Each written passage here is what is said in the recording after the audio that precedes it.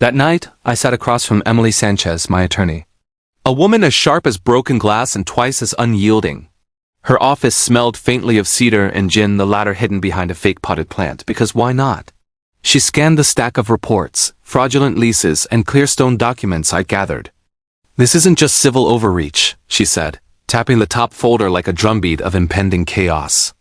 This is systematic property fraud. 15 instances. A pattern. Class action territory and criminal referral on the side. Her eyes flicked up, sharp and calculating. And Karen Nolan? Acting agent for all Clearstone activity. She began drafting a formal complaint while I watched, a mix of relief and dread settling in my chest. This wasn't just bureaucracy gone wild. This was a carefully orchestrated machine designed to seize property, intimidate owners, and hide behind flower beds and HOA templates. We filed open records requests, demanded board minutes, and subpoenaed licensing documents. What came back? A black hole. Clearstone Development Trust had no office, just a UPS mailbox in Aspen. Tax filings declared zero profit, listing a trustee named Melin Ortiz, Karen's niece, according to LinkedIn. Their LLC that ran the rental wing was a Nevada shell. It was organized, meticulous, and brazen. Then the burner email arrived. One line. She's prepping new leases on 2 more properties. Want names? Attached were 2 addresses. One was next door to Cheryl. I looked at Emily. She didn't even blink. We move now. Within a week of filing complaints and sending subpoenas, a knock shattered the uneasy calm in my office. Not a process server. Worse, a courier in a suit, carrying a certified envelope, looking like he had delivered divorce papers and a liver transplant simultaneously. Trevor McClure? He asked. I nodded. You've been served. Inside was a civil suit from Oak Creek Valley Estates HOA, Karen Nolan personally named. The claims were absurdly entitled, unlawful tenant removal, defamation, emotional distress, and the de resistenza demand for demolition of my home. My legally purchased, historically surveyed, every stone accounted for house. Emily skimmed the filing over my shoulder and muttered, Great. They're scared. They escalated fast. Karen appeared at the property again, flanked by compliance officers. 2 clipboard-wielding men who looked like they'd never lifted a shovel. They measured the porch, photographed the fencing, and left a fluorescent orange violation notice taped to my door. Failure to comply. Demolition pending. I tore it down and made copies. Emily filed a motion to dismiss, arguing the HOA had no standing. Karen doubled down, organizing a community hearing. Flyers plastered around Oak Creek Valley labeled me a squatter and danger to the neighborhood. The dark humor of the situation didn't escape me. Here I was, legally untouchable. Publicly vilified by a woman convinced she could erase me with a stamp and a clipboard. When the preliminary hearing arrived, we submitted a binder thicker than most phone books. Original 1991 county survey maps, Ed Lane's boundary reports, Cheryl's testimony fraudulent, GIS overlays, forged leases, tax records linking Clearstone to Karen's niece, and an incriminating 2022 email suggesting dead parcels be quietly acquired. Karen's team, manicured and smug, tried to bluff their way through. The judge wasn't buying. And that was when the first stinger hit. In the parking lot afterward, a reporter asked, Is your house illegal? I looked at the camera and smiled, letting the dark humor drip. They're confusing community planning with organized theft. The clip went viral. Karen looked like she wanted to swallow her clipboard whole. That night, another burner email arrived. One line again. Check the HOA's insurance policy. That's where it gets fun. Emily leaned back in her chair, a wry grin playing across her face. Follow the paper, not the people, she said. People lie. Paper lies dumber. We dug into Oak Creek Valley Estates HOA insurance disclosures. That's when the facade cracked. Karen had taken out a $1.2 million community umbrella policy through a mid-tier risk pool. It covered temporary rentals for rehabilitation purposes, but only for legally acquired, properly zoned properties. My house? Outside the HOA, completely legitimate. Emily nearly laughed herself into a coughing fit. They filed a claim on your house for storm damage. 4 months ago. Using inspection photos from before you even touched the place.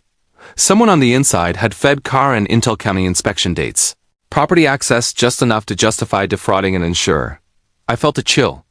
They were watching, manipulating, daring me to blink first. We added this to the case file, along with a new criminal referral to the DEA. The judge gave the HOA 14 days to produce governing documents, maps, meeting notes, and voting records. What they turned in were thin, unsigned PDFs, some reusing signatures from prior years. Emily submitted a motion to declare the HOA in default. Then came the federal inspector. Unannounced, tipped off by a whistleblower. Karen tried to bar him, citing privacy protocols. He walked in anyway, clipboard in hand, eyes like a hawk. By the end of the week, the DEA filed charges against Karen Nolan. Fraudulent insurance claims, falsifying zoning docs, criminal misrepresentation of property boundaries, illegal entry and occupation of private property. Her arrogance had become a map to her own downfall. Karen was arrested in full view of the HOA gate, yelling at deputies while wearing a fleece vest that screamed President Oak Creek Valley. Video footage arrived in my inbox from 3 separate residents. Subject line: "Thought you'd appreciate this." I did. Oh, I did. Court was the final battlefield. The judge ruled decisively. My property had never been part of the HOA. Clearstone leases were null, and the HOA was liable for $680,000 in damages. Karen accepted a plea deal, receiving 10 years on 5 felony counts. Her niece barely escaped prosecution. The HOA board was dissolved, replaced by a state-appointed trustee to clean up the mess. The emotional release was palpable, but the tension didn't vanish immediately. Every creak of the porch, every shadow of the trees felt like a reminder of how close I'd come to losing everything. Emily placed a laminated copy of the ruling on my corkboard. Wall of shame. Her dark humor made it sting a little less. Community bonds solidified. Cheryl baked cornbread. Ex-tenants brought burgers and apologies, and Deputy Shaw showed up off-duty with a 6-pack. We turned victory into celebration, reclaiming not just property, but dignity. Humor became our armor.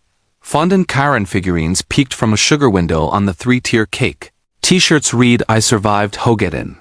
And we invented fake violations for the wall of shame. Unauthorized good vibes, non-regulation happiness, illegal lawn chair symmetry. Yet beneath the laughter, a lingering shadow remained. Human nature doesn't change. Karen's greed, entitlement, and manipulative strategies reminded me that darkness could wear a smile, hide behind paperwork, and play on fears. Every neighbor, every email, every forged lease had been a psychological minefield. I had navigated it, but the memory of manipulation stayed like a faint scent in the air. Spring arrived late that year, snow lingering stubbornly in the valley. I pulled into my gravel driveway and just sat, letting the silence wash over me.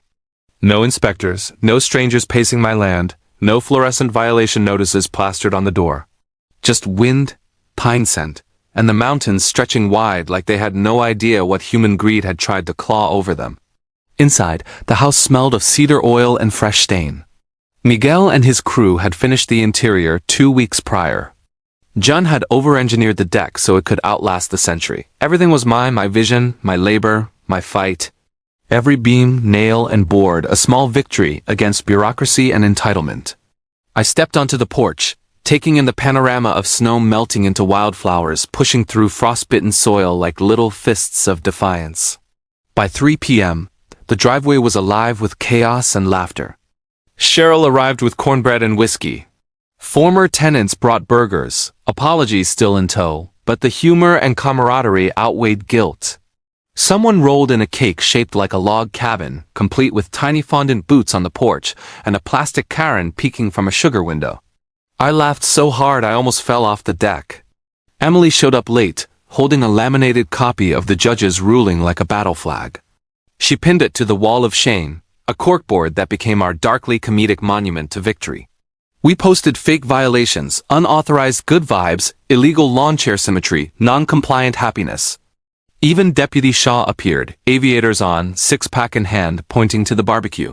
Now, this is a zoning violation I can get behind. Standing there, beer in hand, I realized the real victory wasn't just legal, it was psychological. The months of manipulation, intimidation, and deceit had been carefully designed to make me doubt myself, question my claims, and fear for my home. And yet, through vigilance, humor, and community, every lie, every forged lease, every absurd claim had been turned into ammunition against them. Dark psychology had been wielded against me, but I had learned to wield it right back. As the sun dipped behind the mountains, I hammered in a final sign at the edge of the property. Bold red letters, weatherproof, unmissable. Private property. Not affiliated with any HOA if your name is Curran.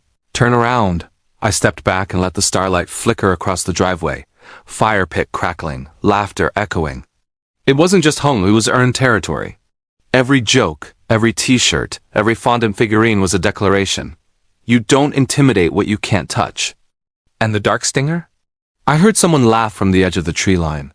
Looking closer, it was a squirrel gnawing on one of the wall of shame violation papers. I shouted, jokingly, "You too are trespassing." The squirrel paused, stared me down like it understood human absurdity, then bolted with illegal happiness clutched in its tiny paws. I couldn't help it, I laughed until my stomach hurt.